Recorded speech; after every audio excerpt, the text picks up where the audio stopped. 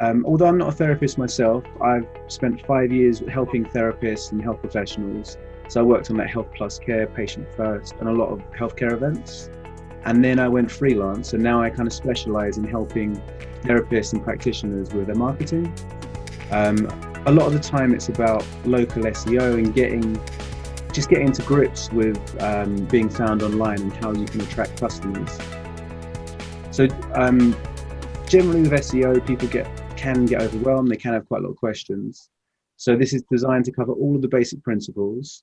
Don't worry about writing down any links. At the end, there's going to be a list of all the links that you might find helpful.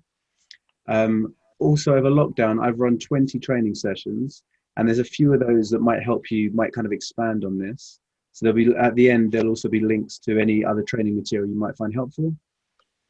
And as I said with Zena, we might do, in a few weeks, we can do like another Q&A.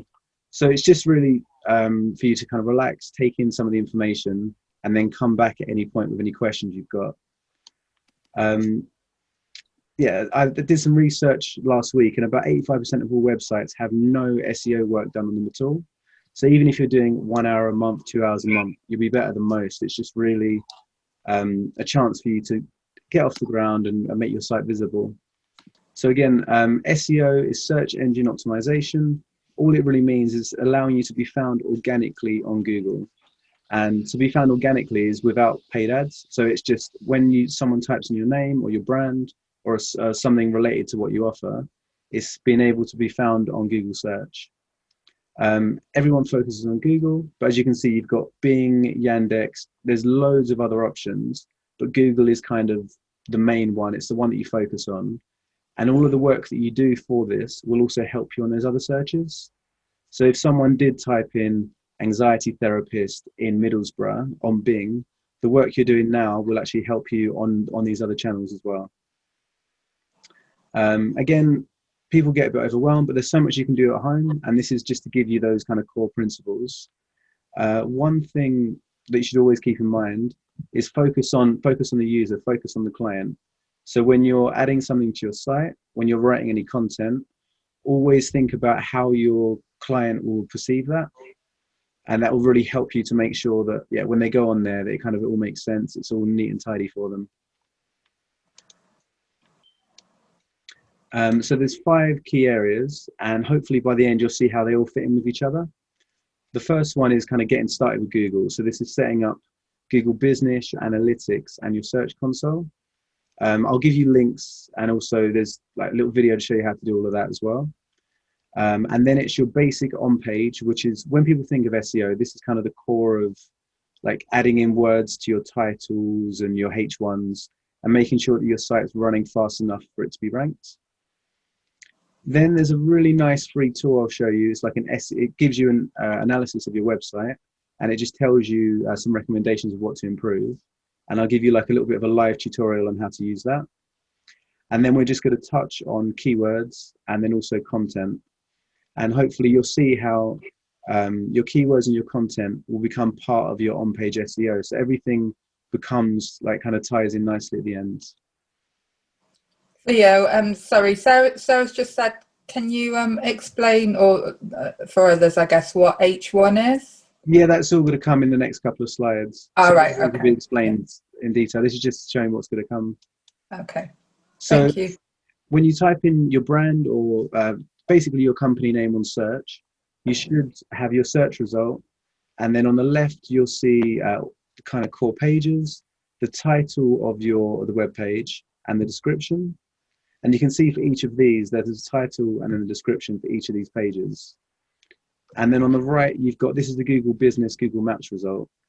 So this is something we'll go into in a second, and that's how you would, I mean, if it's relevant, you can get reviews. I know for therapists, some of you don't necessarily want to ask for reviews, but you'll have your booking links, your products, any articles you write will all be featured here.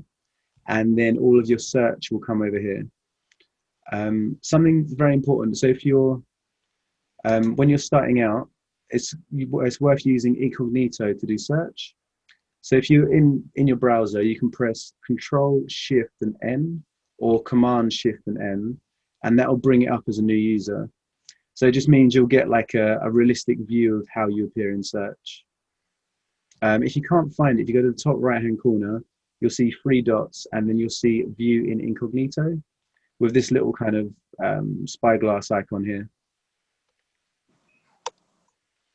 So again, Google Business, it's free to set up. It gives you a maps result. It's very good for your local SEO. It also allows you to add booking links, products, promotions, events, anything you're doing. You should always try and publish on Google Business. And it'll just, over time, it's a free and easy way to help your SEO rankings. I've actually got a whole video on how to set it up from start to finish, which you can find here, and I'll give you the link at the end. But you would go to Google Business, then you go to Info, and then you start just entering in your basic information. So your phone number, your address, the services you offer, the time of day you're open, these kind of things. And then it builds up a picture of you to give to Google. So it's a nice way of kind of containing all your information, and just putting it in a way that Google can understand, and Google can actually start to realize what you're about and rank you for your services. It also shows you how many times you're viewed every month, and the kind of searches and the activity on Google for your website. So over the next 6 months, you'll start to see that you're being found organically, again, without paid ads, in Google search. The next thing is Google Analytics. So this is, you kind of set it up and you forget about it. It's just a way for you to track users, who's going to your site, how long they're there for, and where they've come from.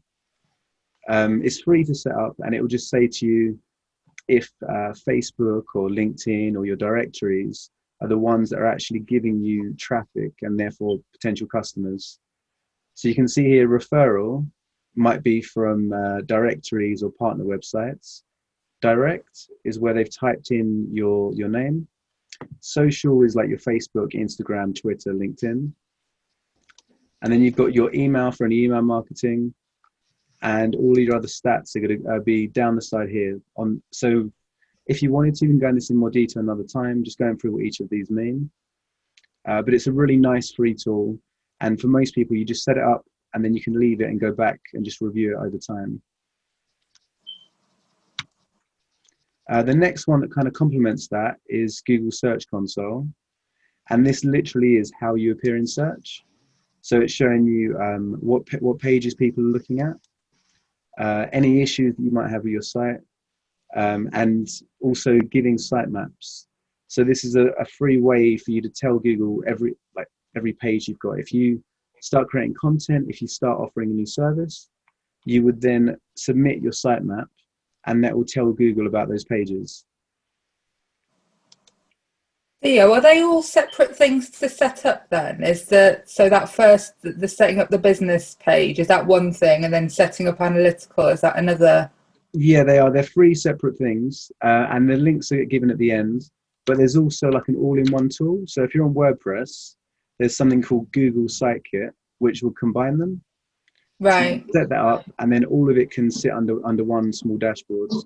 So you can get your speed, your everything kind of can live inside this.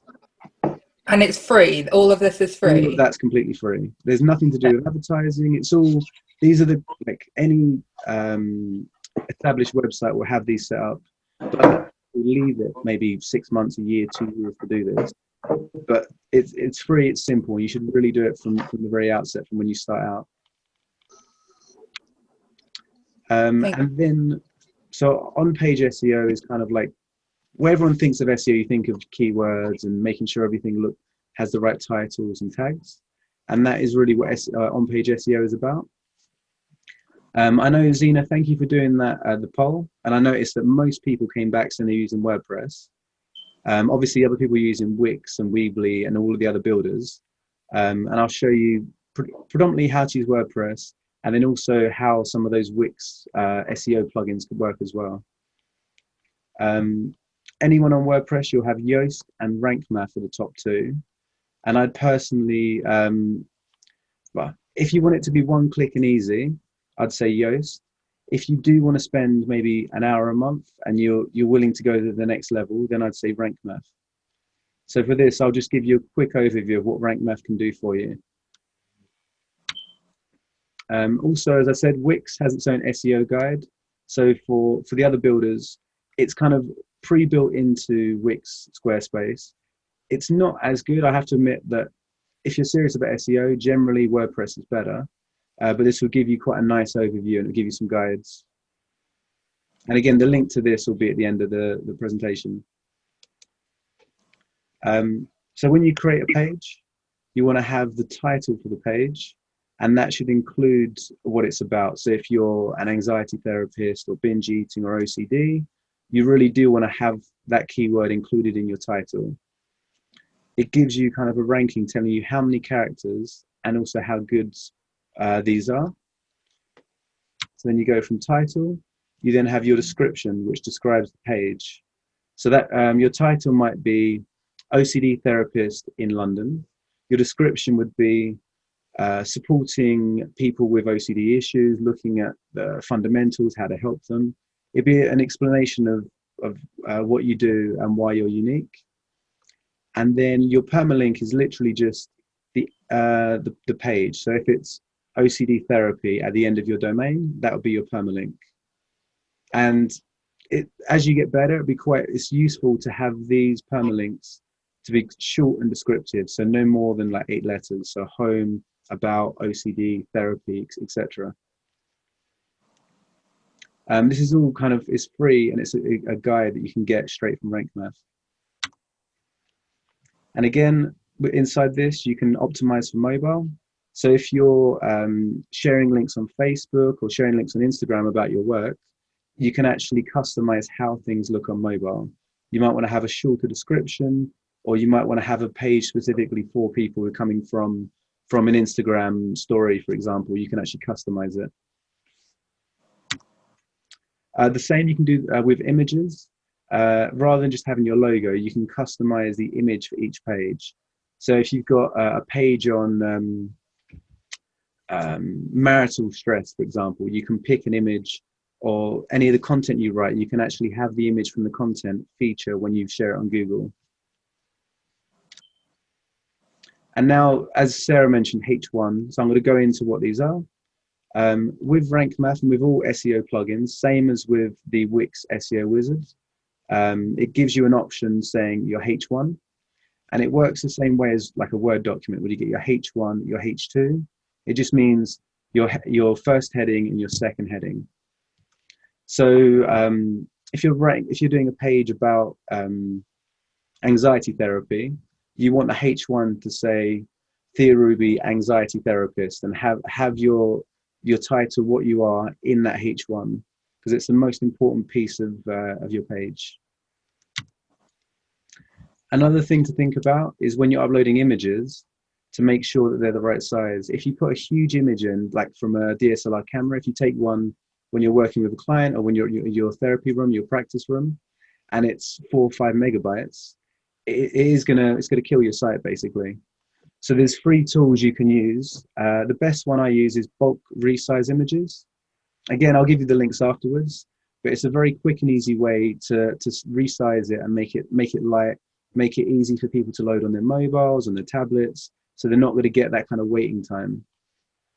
Also, Google kind of notices if the images are too large and your site's loading slowly, Google will pick up on this and it won't rank you because it's not user friendly. So for example, most DSLR images, you can go 80 times smaller, from say 4 megabytes to 50 kilobytes. And when you're using images, it's worth, again, giving them a title, making the title relevant, because these are the kind of things that when Google scrapes your site, it'll pick up on the titles and the alt text behind images. For WordPress, it's just as you upload the image, it's here. And I can show you in the next session about Wix and the other builders. So again, alt text, basically the same. The alt text is it's alternative text, and every image that you upload can have alternative text. It will just explain what it is. So if you're putting a picture of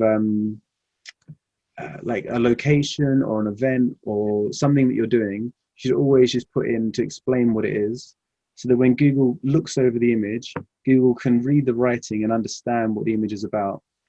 because it's not physical people. This is a computer that's scanning these images.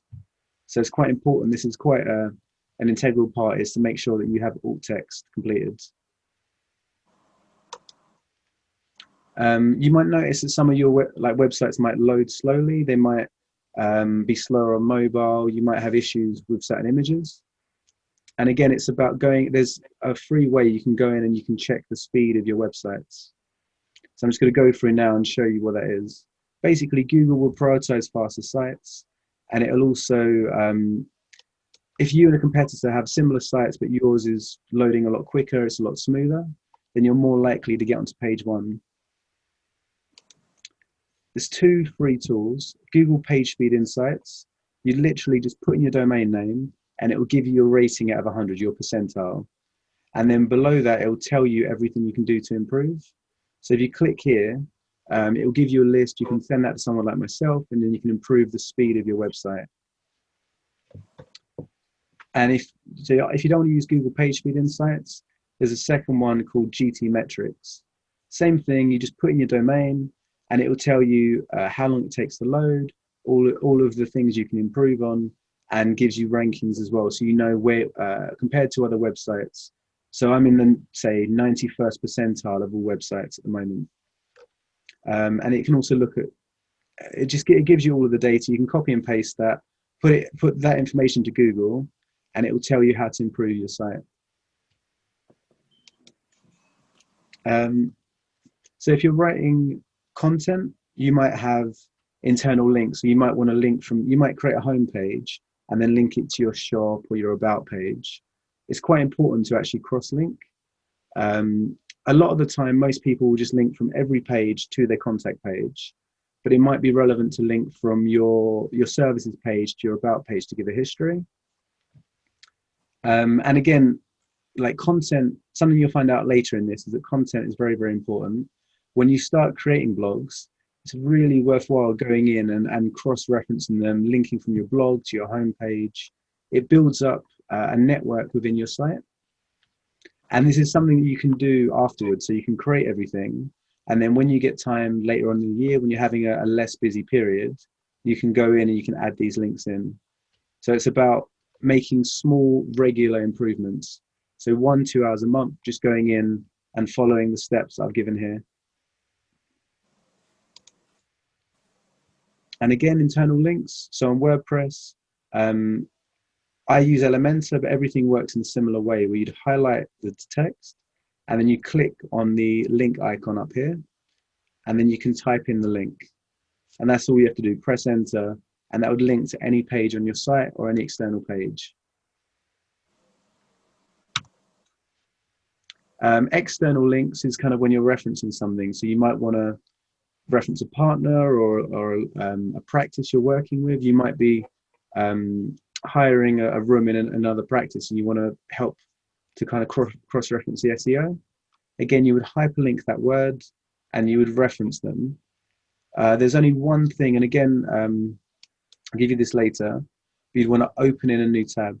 So every time you reference an external link, you would just click open link in new tab. And that just means that people won't lose your website. So if, for example, if on my site I reference Sarah, I would reference her site, click open in new tab. So then it would have, when the person would never lose my site, they'd also be able to see both of them. You could do training material, news resources, partner websites, any references, any like guides for mental health with a lockdown, any sources that you'd like to share. You can add them as an external link and then just get them to open a new tab.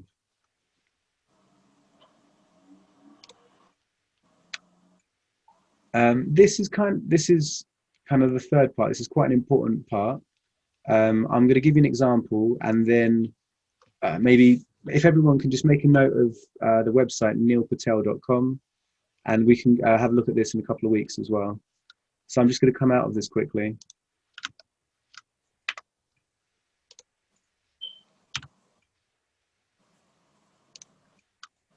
So I've gone to neilpatel.com.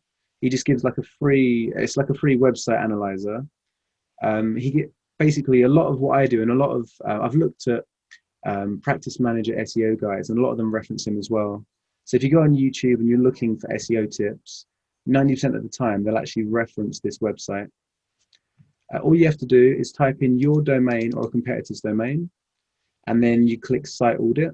You can forget everything else for now. You just literally have to click on Site Audit, and it will tell you obviously how the website's doing, how much traffic it's getting, the kind of keywords it's using. All of this information will come later, but the main thing now is your errors. Any errors or warnings or recommendations. So for example, I Googled therapy in London.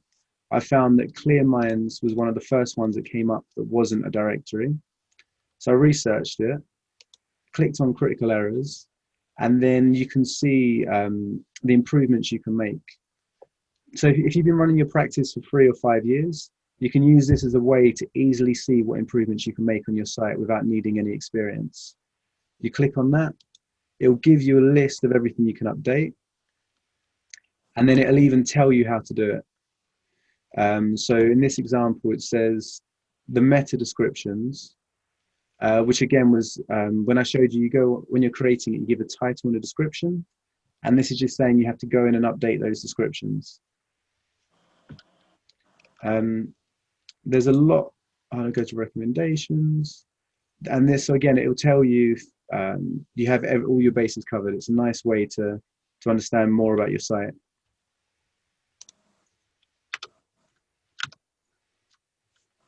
I'm going to go back to the other page, 1 second.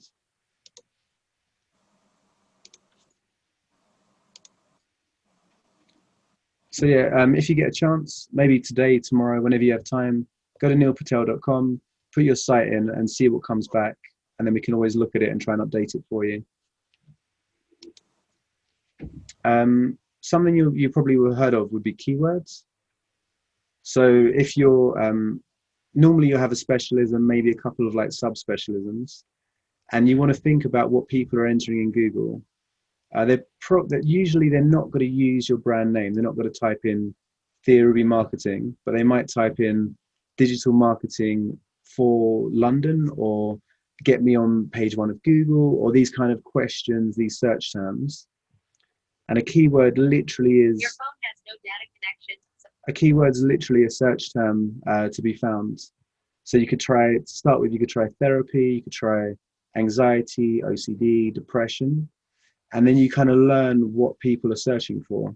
So rather than typing in depression, they might type in therapists that deal with depression in Ealing, for example. You would add these keywords to your site, and then Google would basically view your websites, and it will pick the ones that are most relevant. Every website is ranked on how relevant they are and the quality of the site. So if you're writing content, if you're giving people advice, you can use these keywords to kind of boost. For example, I know that Sarah does a lot of binge eating, like binge eating therapy. So there she would use binge eating, OCD, all of these kind of words associated with it would form part of the content on the website. And again, Google's about giving the best results. So if you start writing articles that help people, then you're more likely to be ranked.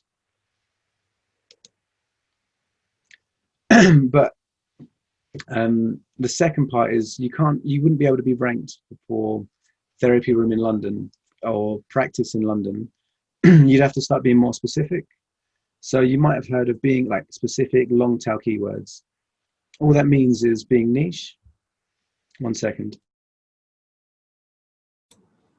So so thinking about how you can niche down, how you can go from just being a therapist to a London-based marital therapist, for example, using these longer words, these sentences that explain what you do, that really help people to find you.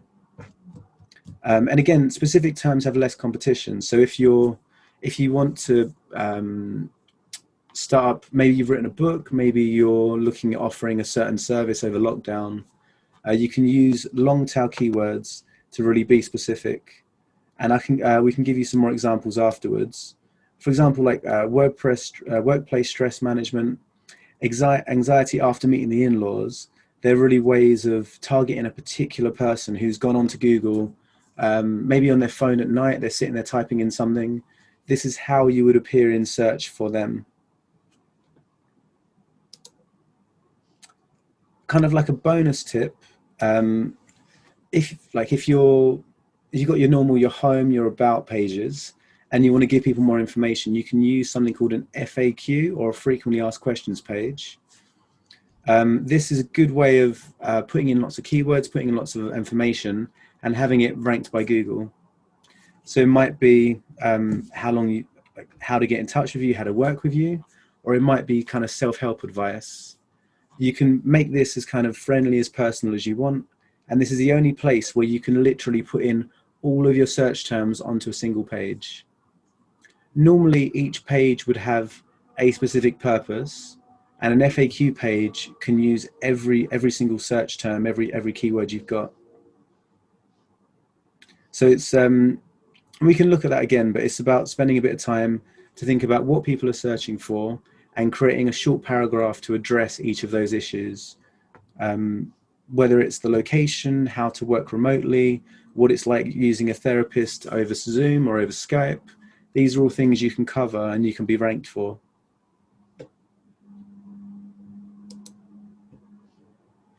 And so obviously, once you've got everything on your site set up, you've then looked at your keywords, and then you're starting to create content. So you might be creating articles and blogs to help other people, or to try and be found. It'd be interesting afterwards to know how many of you are actually creating content at the moment. If you've written even an article for Instagram or Facebook, if you're putting out content on Facebook, that counts towards your content strategy. Again, start by doing what you love most.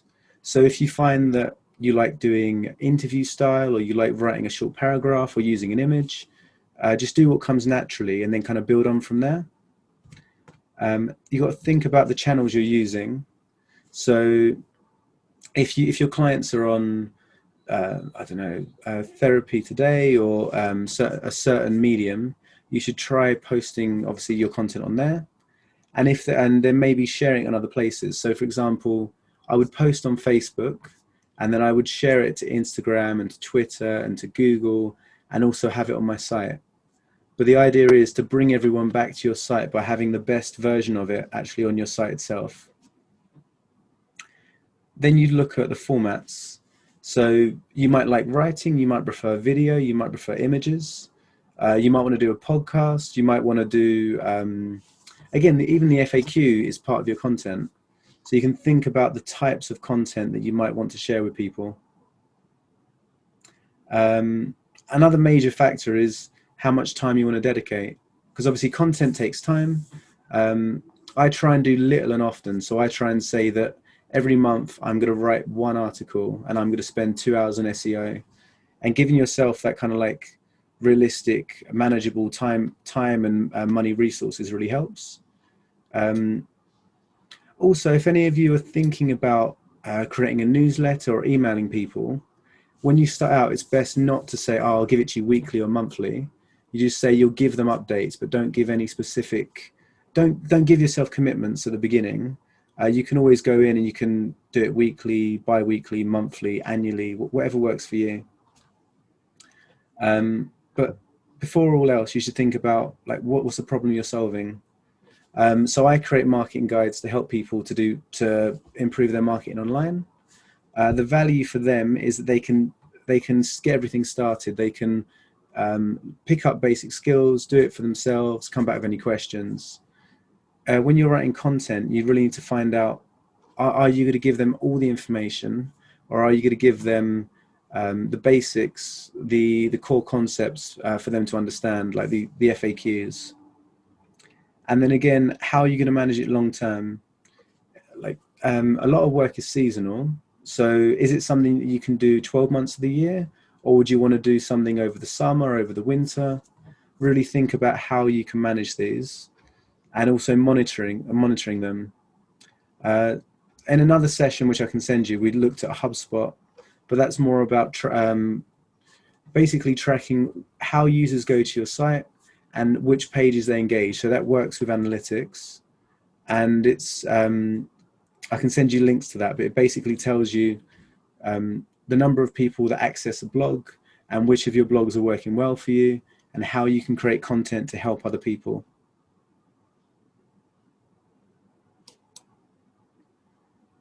And if you've never done it before, you're probably thinking, like, what should I write about? What content should I use? And again, this comes back to Neil Patel. So I'm just going to switch the screen quickly. Give me a second. I'm going to go over to Neil Patel.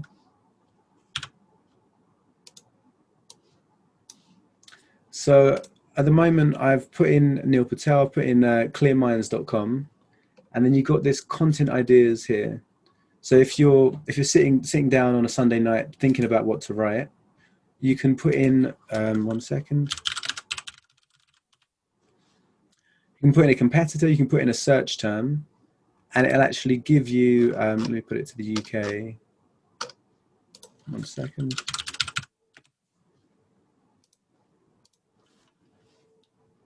It'll actually give you content ideas about what you can write about.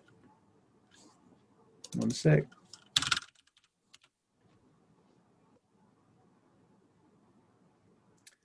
So if it's your niche, you might have like a question that you want to answer, whether it's how, like when's the breaking point, when they should seek therapy, or there's all these other information you can give to people, and you can use Neil Patel as a way to get a list of those. But you can go to content ideas and even keyword ideas to get ideas for blogs, what to add to your site. So you can see you've got therapy, therapy near me, therapy online, for example, therapy London. But then you could click on questions, and this is the kind of stuff that people are going to put into Google. What therapy do I need? How does therapy work? Can therapy help anxiety? These are really good suggestions, just kind of ways for you to get started. You can also see how popular they are and examples of where they've been used. So on the left-hand side, you've got the potential keywords and the kind of competition for it. On the right, you can have some examples showing how much visits and how many links they have to these particular sites. Just go back. I'm just going to go back to the presentation.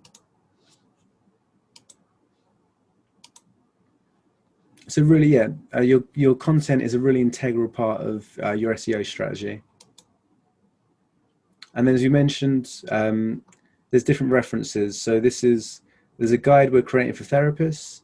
You've got your Google Business, Analytics, Search, Sitekit, and Neil Patel that I mentioned. If I can send you an image of this, or you can just take a picture if you prefer. And then you've also got the bulk resizing, the rank math, and the Wix SEO wizard. These are just really easy ways for you to get started. And over time, I've kind of been developing this material.